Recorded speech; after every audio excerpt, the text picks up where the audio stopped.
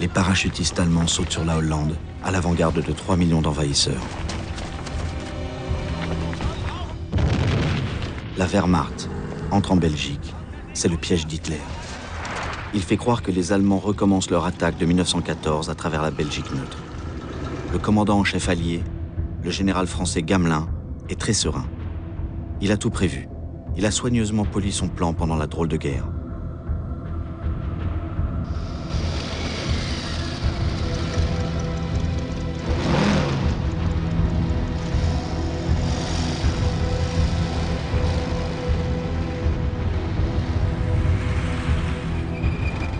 Gamelin envoie donc en Belgique ses meilleures divisions motorisées, le fer de lance de l'armée française, avec tout le corps expéditionnaire britannique.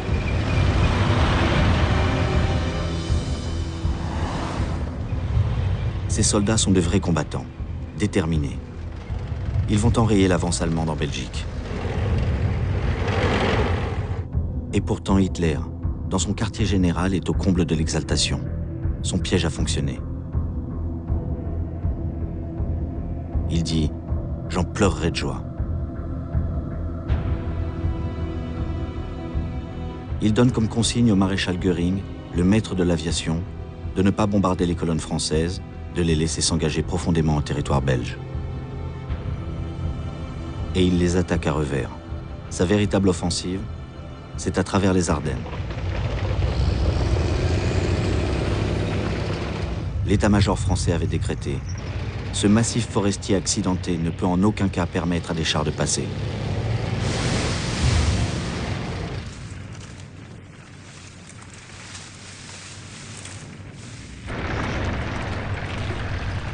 Rien ne les arrête, sauf leur propre embouteillage.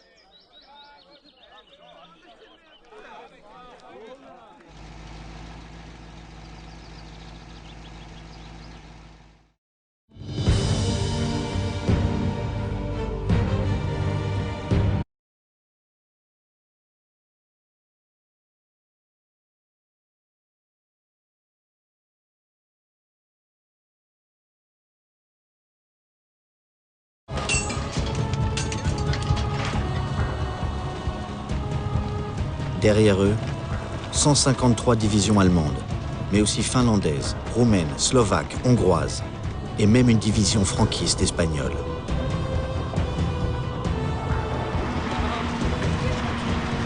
« 4 millions d'hommes, avec 600 000 camions, dont une bonne partie provient de l'industrie française, des Berlier ou des Renault.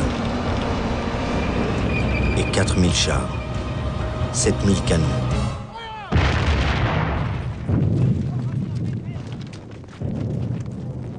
« 3 000 avions.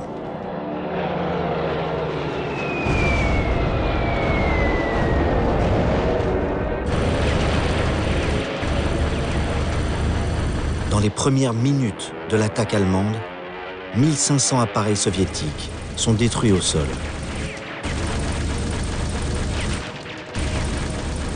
Dans les premières heures, 400 autres avions russes sont abattus en vol par les Allemands.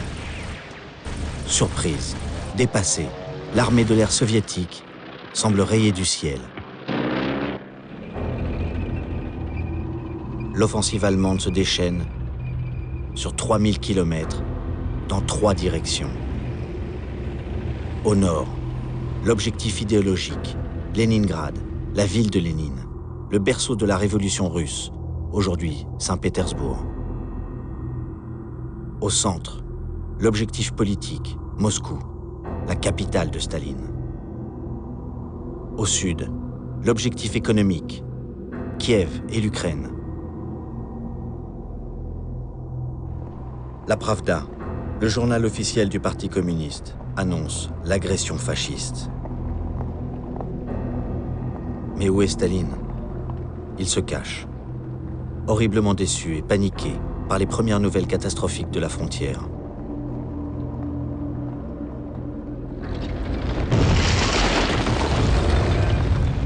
L'avance des Allemands est foudroyante.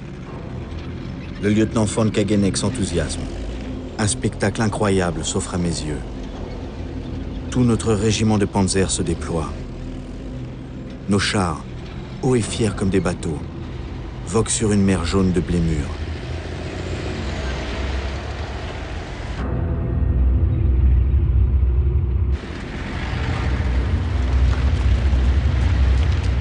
Rien ne peut résister au Panzergrenadier à qui a été martelé. Vous allez sauver l'Occident des hordes asiatiques. C'est une croisade moderne contre la puissance des ténèbres, le judéo-bolchevisme.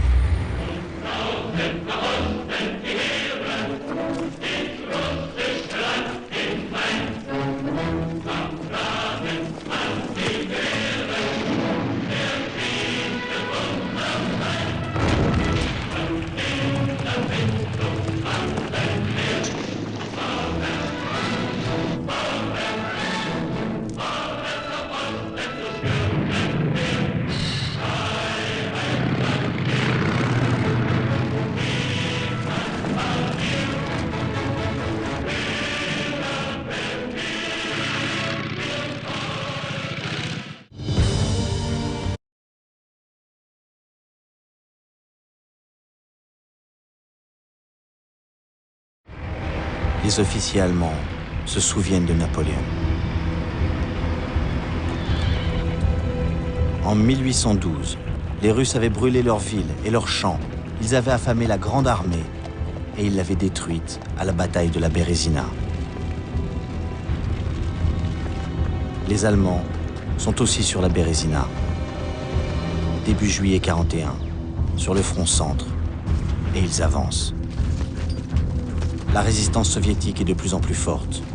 Sur l'autre rive, une mauvaise surprise pour les Allemands. Les Russes mettent en action une arme nouvelle, un lance-roquettes, baptisé les orgues de Staline, ou Katyusha, comme la chanson patriotique. Terrifiant.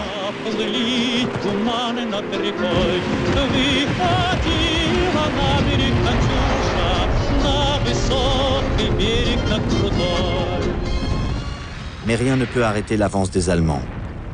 Mi-juillet, ils atteignent Smolensk, la dernière grande ville avant Moscou.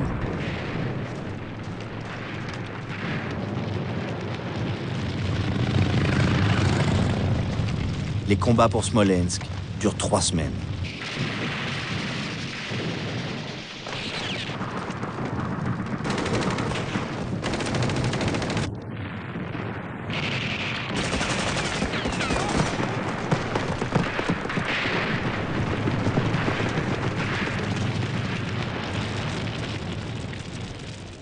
Les Russes résistent jusqu'au bout, malgré les appels à la reddition des haut-parleurs allemands.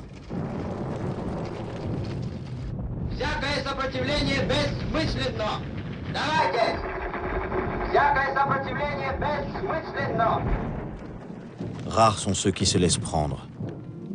Les survivants préfèrent se cacher dans les forêts profondes et devenir des partisans.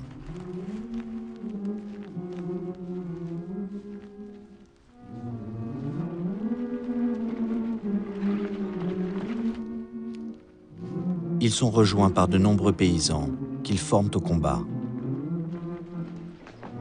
Ils font la chasse aux traîtres et harcèlent les lignes de communication de l'ennemi.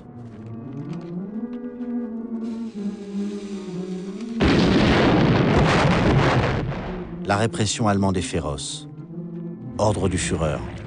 Liquider immédiatement toute population soupçonnée de la moindre hostilité.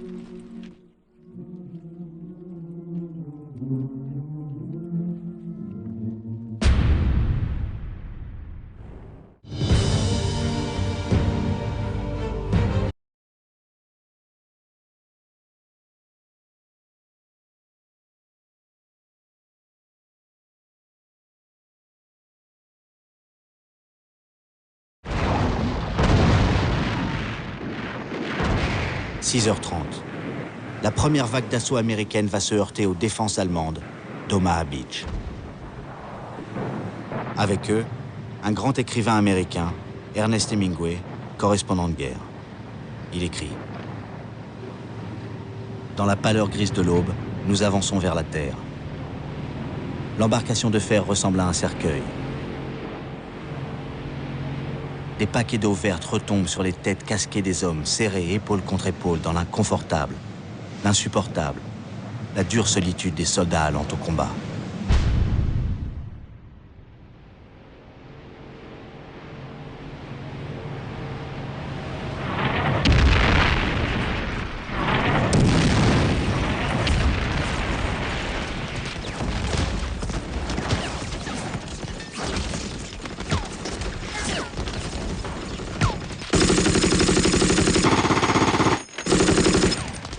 Un autre reporter de guerre, le photographe Robert Capa, est pris dans cet enfer.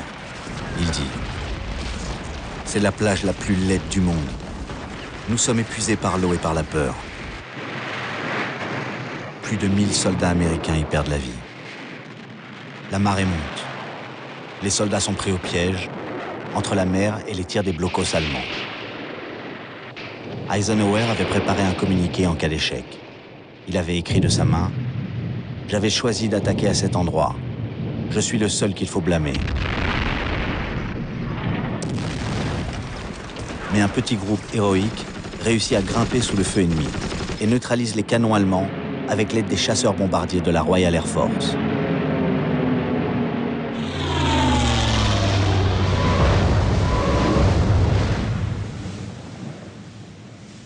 Pendant ce temps, les Canadiens ont débarqué sur la plage et le matelot Alfred Turnbull, 19 ans, pilote de péniche, dit « Par quel miracle sommes-nous encore en vie? Nous avons passé 3 barrages de mines et la péniche à notre droite vient de sauter. Nos soldats débarquent. Curieusement, il n'y a pas un tir. Même les villas sur la digue paraissent intactes. C'est irréel. »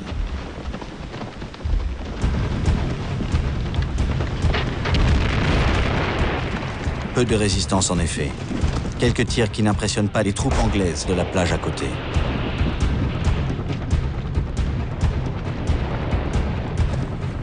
Les quelques défenseurs allemands rescapés des bombardements finissent par se rendre. Les commandos français débarquent à leur tour sur la 5e plage. La plupart étaient passés clandestinement de Bretagne en Angleterre. Ce retour en France est un moment particulièrement émouvant. L'un d'entre eux, Gwenaël Bolloré, 18 ans, raconte.